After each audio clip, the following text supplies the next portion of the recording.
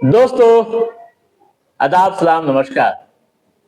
आज के एपिसोड में हम बात करेंगे भारत के सबसे अमीर मुस्लिम बिजनेसमैन के बारे में। कौन है भारत के सबसे अमीर मुस्लिम बिजनेसमैन जो बेहद दौलतमंद हैं और प्रतिदिन 27 करोड़ रुपए दान करते हैं। आप सोच में पड़ गए होंगे, ताज्जुब में पड़ गए होंगे कि हम क्या कर रहे हैं। जी साथियों, प्रतिदिन रोजाना 27 करोड़ रुपए दान करते हैं। कौन है ये रईस? आज के इस एपिसोड में हम इसी मुद्दे पर विस्तार से चर्चा करेंगे। यह कहानी काफी दिलचस्प और प्रेरणादायक भी है। आप ध्यान से सुनिए।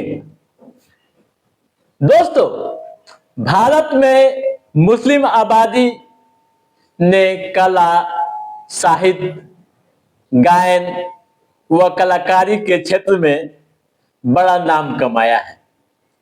लेकिन बात जब बिजनेस या फिर सरकारी सेवाओं की हो तो यहां प्रतिनिधित्व में काफी कमी दिखती है,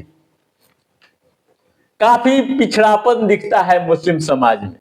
हालांकि हिंदुस्तान में एक ऐसा मुस्लिम परिवार है जो 3 पीढ़ियों से बिजनेस जगत में अपना नाम रोशन करता हुआ आ रहा है।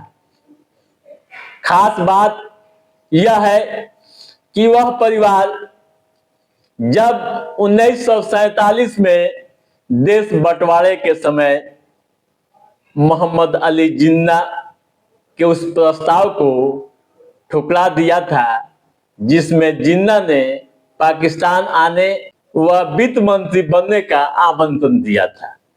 लेकिन इस परिवार ने जिन्ना के प्रस्ताव व आमंत्रण को ठुकरा दिया और हिंदुस्तान में रहकर अपना बिजनेस को बढ़ाया।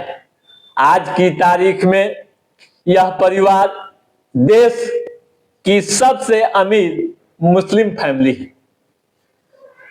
देश के इस सबसे अमीर मुस्लिम फैमिली का नाम है प्रेमजी परिवार और इस परिवार के मुखिया हैं अजीम प्रेमजी। तो आइए आपको बताते हैं कि अजीम प्रेमजी की फैमिली पारिवारिक कहानी यानी हिस्ट्री, बिजनेस व आमदनी के बारे में। दोस्तों, अजीम प्रेमजी इस्माइली मुस्लिम समुदाय से ताल्लुक रखते हैं। 1945 में इनका जन्म मुंबई में हुआ था। पिता यानी वालिद मोहम्मद प्रेमजी चावल के कारोबारी थे। इनका मूल कारोबार उस समय म्यांमार में चल रहा था। काफी चर्चा उस समय भी थी। लेकिन 1940 में वे हिंदुस्तान आ गए और यहीं के होकर रह गए। देश बंटवारे के समय मोहम्मद अली जिन्ना ने अजीम प्रेमजी के पिता मोहम्मद प्रेमजी को पाकिस्तान आने को कहा और वित्त मंत्री बनाने का ऑफर भी दिया, लेकिन इन्होंने इनकार कर दिया। अजीम प्रेमजी भारत में रहकर पढ़ाई की। उच्च शिक्षा यानी हायर एजुकेशन के लिए वे अमेरिका गए। तब बड़े भाई फारूक प्रेमजी ने पिता के साथ व्यापार को आगे बढ़ाया। लेकिन 1965 में फारूक प्रेमजी की शादी हो गई और वे शादी के बाद पाकिस्तान चले गए।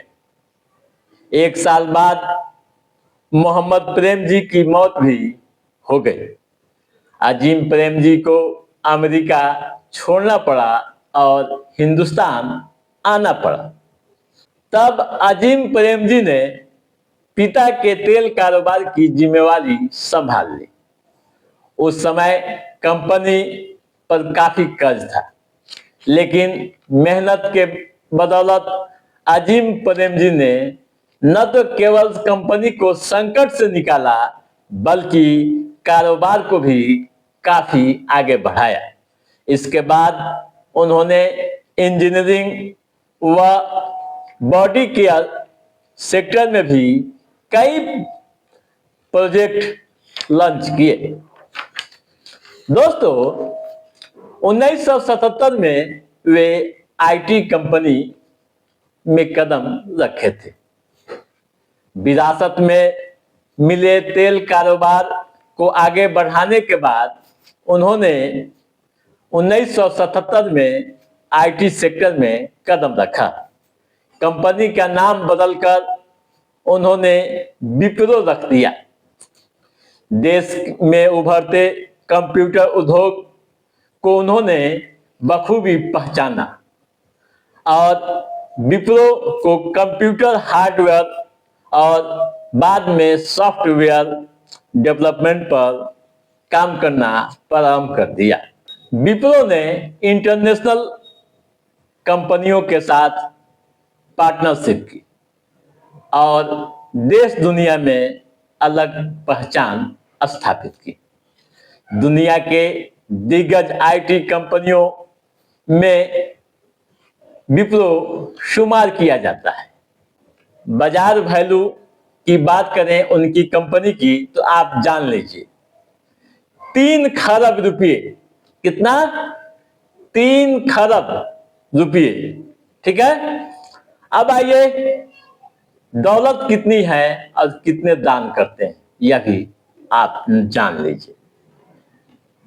दोस्तों, देश के सबसे अमीर मुस्लिम कारोबारी तो हैं ही, व्यापारी तो हैं ही, लेकिन अगर सामान्य तौर पर लिस्ट बनती है तो उस लिस्ट में 19वां स्थान अजीम प्रेम जी का आता है।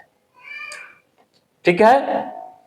फोर्ब्स की रिपोर्ट की माने तो उनकी आमदनी 12.2 बिलियन डॉलर है। कितना? 12.2 बिलियन डॉलर। ठीक है। अब आइए दान की बात कर लें। कितना दान करते हैं? दोस्तों, जो डाटा सामने है उसके अनुसार दान के मामले में भी काफी आगे हैं। इडेल गिव हुरून इंडिया फाइलैंथ्रोपी की रिपोर्ट की माने तो आप जान लीजिए कि 2021 में भारत के परोपकारी यानी दानदाताओं अरबपतियों की सूची में वे शीर्ष पर थे। बहुत ऊपर स्थान इनका था। 2020-21 के दौरान उन्होंने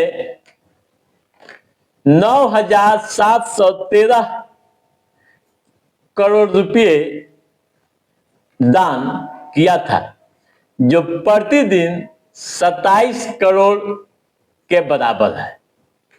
ठीक है दोस्तों, तो आप समझ गए होंगे कि कौन है भारत के सबसे अमीर मुस्लिम कारोबारी।